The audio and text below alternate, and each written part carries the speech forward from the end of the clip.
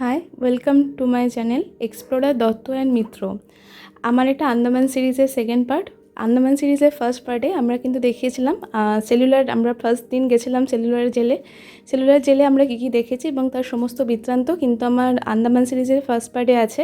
যারা যারা দেখেননি তাদেরকে অনুরোধ করা হচ্ছে ফার্স্ট পার্টটা যদি আপনাদের ভালো লাগে অবশ্যই দেখে নেবেন। আমরা সেলুলার জেলে যেদিনকে গিয়েছিলাম ওই দিনকে রাত্রিবেলা কিন্তু ওখান থেকে বেরিয়ে আমরা চলে গেছিলাম করভিন্স কপস বিচে। ওটা কিন্তু পোর্ট ব্লেয়ার থেকে খুব একটা দূরে নয়, কাছেই। অটোতে আমরা 4 জন ছিলাম, তো অটোতে আমাদের পার হেড ভাড়া পড়েছিল 35 টাকা করে। আন্দামানে কিন্তু অটোতে 3 জনের বেশি নেয় না, যেহেতু আমরা 4 জন ছিলাম আমাদের কিন্তু 2টো অটো ভাড়া করতে হয়েছিল। তো পার অটো পিছু আমাদের 70 রুপিস করে দিতে হয়েছিল। এই করভিন্স কপ বিচে কিন্তু খুব ভালো ভালো আমরা ডাব পেয়েছি। অ্যাকচুয়ালি ডাবগুলো কিন্তু পুরো আন্দামানেই ফিক্সড প্রাইস 50 রুপিস করে, এবং ওই ডাবের মধ্যে কিন্তু অফুরন্ত জল। এত ভালো ডাব কিন্তু কলকাতায় বসে পাওয়া যাবে না। ওখানে কিন্তু খুব ভালো, আপনারা যদি যান অবশ্যই এটা ট্রাই করে দেখতে পারেন। এই করভিন্স কপ বিচ থেকে কিন্তু স্পিড বোট চলে। এই স্পিড বোটে আপনারা কিন্তু সামনে একটা স্নেক আইল্যান্ডস বলে একটা আইল্যান্ড আছে, ওরা কিন্তু স্পিড বোট করে স্নেক আইল্যান্ড পর্যন্ত আপনাদের দেখাতে নিয়ে যাবে এবং রিটার্ন নিয়ে আসবে। সেটাতে পুরোটা চার্জ পড়ে পার হেড 500 রুপিস করে। তো সেই মতো আমরা কিন্তু এই রাইডটা নিয়েছিলাম। তাছাড়াও কিন্তু এই করভিন্স কপ বিচে বিভিন্ন রকমের জয় রাইড ছিল, যেমন ছিল হচ্ছে স্পিড বোট তো ছিলই, তাছাড়া আরও বিভিন্ন রকম কিন্তু জয় রাইড ছিল, ওগুলোও কিন্তু অনেকে করছিল। সেদিনকার ওয়েদার কিন্তু এখনও পর্যন্ত বেশ ভালোই ছিল। তো এই বিচে বেশ ভালোই মানুষের বেশ অনেকজনই এসেছিলেন, যেহেতু এটা আগেই বলেছি এটা পুজো ভ্যাকেশন। তো আমাদের কিন্তু প্রচুর বাঙালি ট্যুরিস্ট এবং পর্যটকদের সাথে কিন্তু দেখা হয়েছিল। তো বেশ অনেক লোকই কিন্তু তখনও পর্যন্ত বিচে ছিল, আর তখনও খুব একটা রাত্রির বা খুব একটা দেরি হয়ে যায়নি। তো বিচে কিন্তু এখনও সূর্যের আলো খুব ভালোভাবেই ছিল এবং খুব ভালোই লাগছিলো বেশ, সবাই মিলে একসাথে, তো ভালোই লাগে। তো সেই মতো আমরা আমাদের যে স্পিড বোট সেটা আসার জন্য কিন্তু সবাই মিলে এখানে ওয়েট করছিলাম, আর কিছুটা ওই আর কি সমুদ্রের মজা উপভোগ করছিলাম। বেশ ভালোই লাগছিলো অ্যাকচুয়ালি এতদিন পরে এখানে আসা, এই পূজা ভ্যাকেশন। আন্দামান কিন্তু খুব সুন্দর, চারিদিকে যেমন প্রচুর সবুজ তেমনি চারিদিকে প্রচুর সি বিচ। যেদিকে তাকাবেন সেদিকেই কিন্তু প্রচুর সি বিচ। তাছাড়া পাশে কিন্তু জেট স্কি রাইডও চলছিল। জেট স্কি রাইডটা 15 মিনিটস মতো ঘোরাচ্ছিল, 600 করে নিচ্ছিল। এই রাইডে কিন্তু আপনাদের সাথে অবশ্যই একজন গাইড থাকবে, ওই গাইডই অ্যাকচুয়ালি ওটা চালাবে এবং যে রাইডটা করবে সে সামনে বসবে। অ্যাকচুয়ালি সেটা আপনাকে নিজে চালাতে দেবে না, ওই গাইডই চালাবে, শুধু আপনি ওটা বসে থাকবেন। এবং এই জেট স্কি রাইডটা পার হেড 600 রুপিস করে পড়ছিল। আর আমরা নিয়েছিলাম স্পিড বোট রাইড। এই স্পিড বোটে করে আমাদের সামনে যে স্নেক আইল্যান্ড আছে ওই আইল্যান্ড পর্যন্ত ঘুরিয়ে আবার ব্যাক করে আনতে পার হেড 500 রুপিস করে চার্জ পড়ছিল। এরপরে কিন্তু আস্তে আস্তে কিন্তু ওয়েদার খারাপ হতে লাগলো এবং টুপটুপ করে বৃষ্টিও শুরু হতে লাগলো। এবং পরে কিন্তু আমরা জানতে পেরেছিলাম যে পরের দিন কিন্তু এখানে একটা সাইক্লোন অ্যালার্ট আছে। কিন্তু তবুও অতটাও ভয় পাওয়া যেহেতু কারণ ছিল না, আমরা এই রাইডে যাই। কিন্তু সমুদ্রে কিন্তু আস্তে আস্তে টার্বুলেন্স খুব ভালোই খুব বেশি হচ্ছিলো।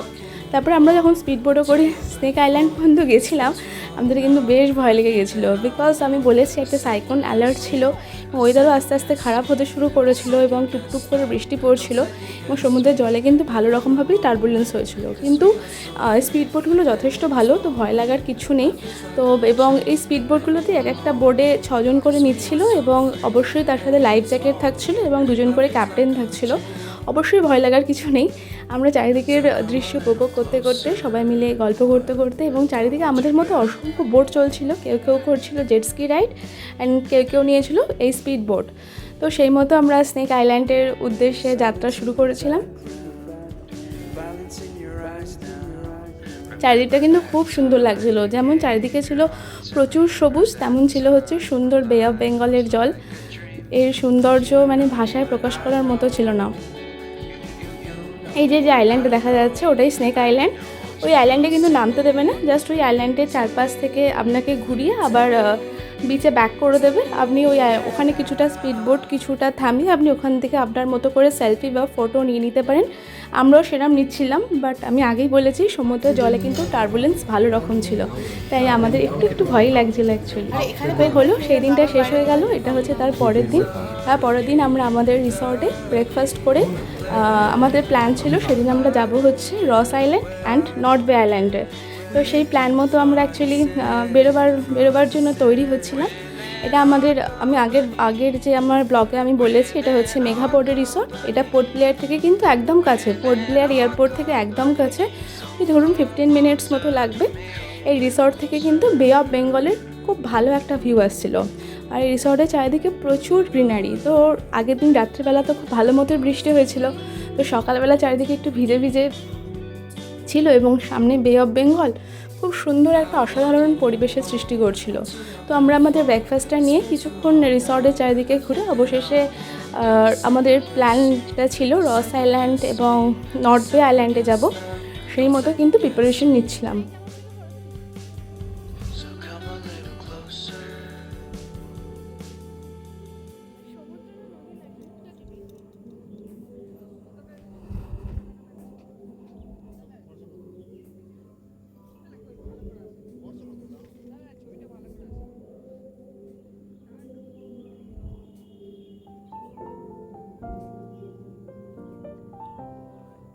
এরপরে কিন্তু ওয়েদার আস্তে আস্তে বেশ খারাপ হতে লাগলো এবং চারিদিকে প্রচুর বৃষ্টি হচ্ছিলো। তো আমরা রস আইল্যান্ড এবং নর্থ বে আইল্যান্ডের জন্য এখানকার একটা জেটিতে এসেছিলাম এবং এখানে আমাদের এখান থেকেও একটা স্পিড বোট বুকিং ছিল, সেটার জন্য কিন্তু ওয়েট করছিলাম। কিন্তু চারিদিকে আবহাওয়া এতটাই খারাপ ছিল, আমাদের যে টাইমে স্পিড বোট ছাড়ার কথা ছিল জেটি থেকে, সেটা কিন্তু ক্রমশ ডিলে হতে থাকে। এবং এখানকার যে স্পিড বোটের ক্যাপ্টেন তারা আমাদের বলে যে কিছুক্ষণ ওয়েট করে যেতে, যদি ওয়েদার ক্লিয়ার হয়। অ্যাকচুয়ালি তখন এদের কাছে পারমিশন ছিল না যে এরা এখানে কোনো স্পিড বোট চালাতে পারে, বিকজ একটা সাইক্লোন অ্যালার্ট ছিল এবং ওয়েদার প্রচুর খারাপ ছিল, প্রচুর জোরে বৃষ্টি পড়ছিল।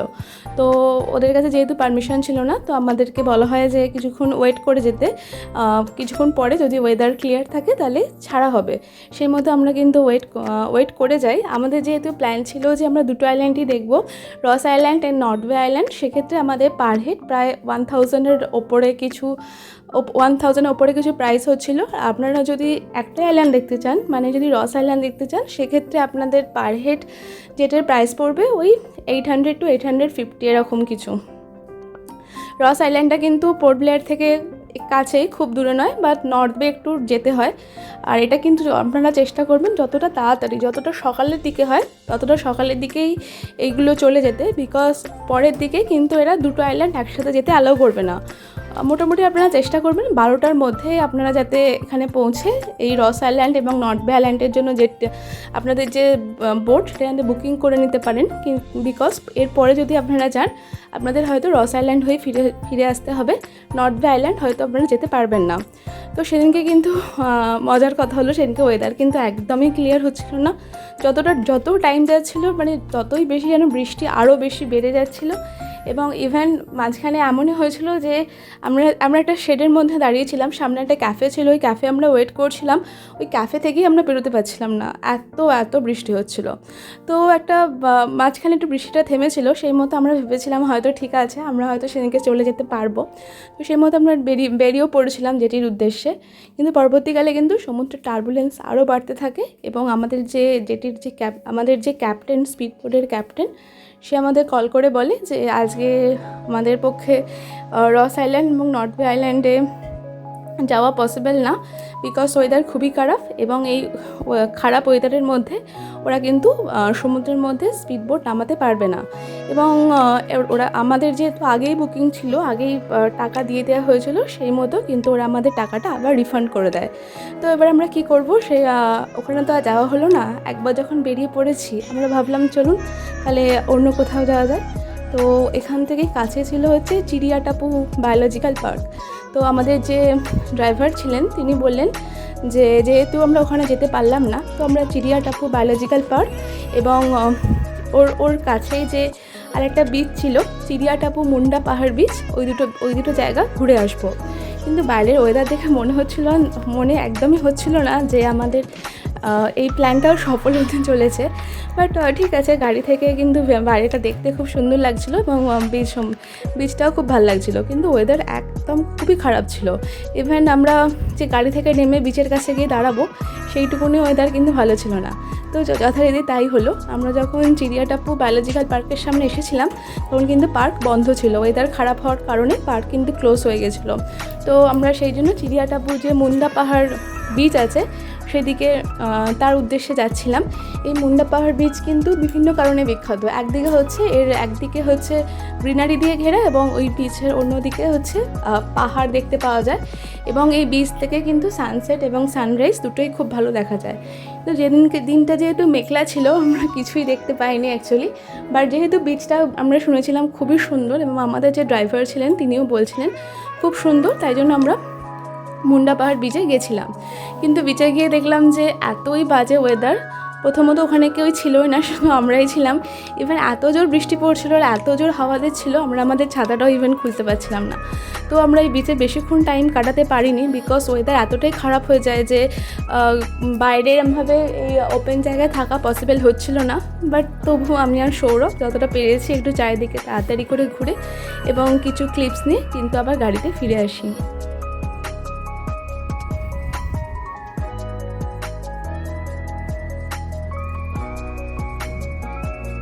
আর এই পোর্ট ব্লেয়ার থেকে এই চিড়িয়াটাপ্পু ন্যাশনাল বায়োলজিক্যাল পার্ক এবং মুন্ডা পাহাড় বিচ এর প্রাইস পড়েছিল কিন্তু আমাদের 1500 টাকা।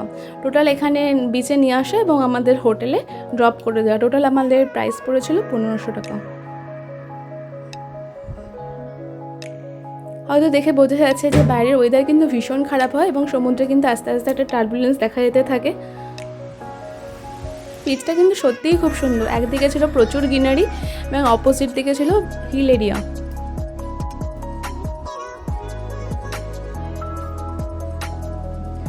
ওয়েদার খারাপ হওয়ার কারণে আমরা কিন্তু বিচে বেশিক্ষণ টাইম কাটাতে পারিনি। আবার আমরা ওখান থেকে রিটার্ন করে আমাদের হোটেলের উদ্দেশ্যে রওনা দিই।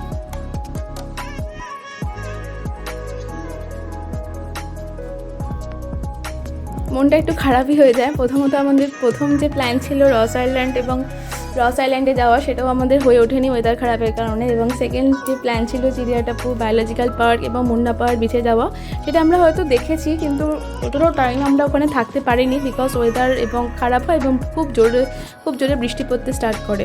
তবু সাইট সিন যতটা সাইডে এখানে কিন্তু বে অফ বেঙ্গলকে খুব ভালো লাগছিলো, বঙ্গোপসাগরকে দেখতে কিন্তু খুব সুন্দর লাগছিল। এবং বৃষ্টিটা একটু কম হয় আমরা ডিসাইড করি এই বিচে একটু নেমে আমরা একটু চারিদিকটা দেখব। তো সেই মতো আমরা কিন্তু এখানে একটুখানি হল্ট করে যাই।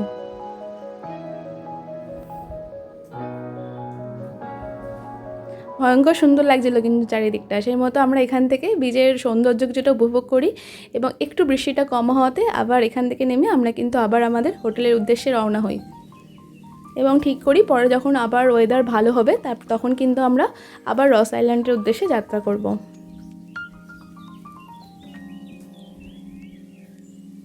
যেহেতু আমাদের লাঞ্চ হয়নি, তো আমরা এখানে পোর্ট ব্লেয়ারই অলিভ হোটেল অ্যান্ড স্যুটস ওদেরই যে রেস্টুরেন্ট ছিল সি ফুড রেস্টুরেন্ট, ওখানে কিন্তু আমরা লাঞ্চের জন্য দাঁড়াই। এদের খাবার কিন্তু খুব ভালো ছিল, বাট প্রাইস একটু কস্টলি ছিল, বাট খাবার কিন্তু খুব ভালো ছিল। আমরা এখানে অর্ডার করেছিলাম হচ্ছে অমৃতসরি ফিশ এবং চিকেন বিরিয়ানি। এরপরে আমরা এখান থেকে লাঞ্চ কমপ্লিট করে আমাদের রিসর্টে চলে যাই এবং ওয়েদার আরও খারাপ হতে থাকে এবং প্রচণ্ড বৃষ্টি হয়। আমাদের সন্ধ্যেবেলা প্ল্যান ছিল একটু মার্কেটে যাওয়ার এবং টুকটাক কিছু কেনাকাটা করার, বিকজ আমরা তার পরের দিনই হ্যাভলকের উদ্দেশ্যে যাত্রা করেছিলাম, মানে পোর্ট ব্লেয়ার ছেড়ে দিয়েছিলাম। তো ওয়েদার এতই খারাপ হয় আমরা কিন্তু আর সন্ধ্যেবেলা একদমই রিসর্ট থেকে বেরোতে পারিনি। আমরা রিসর্টে ডিনার করে নিই এবং এখানেই রিসর্ট থেকেই বৃষ্টির শোভা উপভোগ করতে করতে আমাদের দিনটা কিন্তু এখানেই শেষ হয়ে যায়।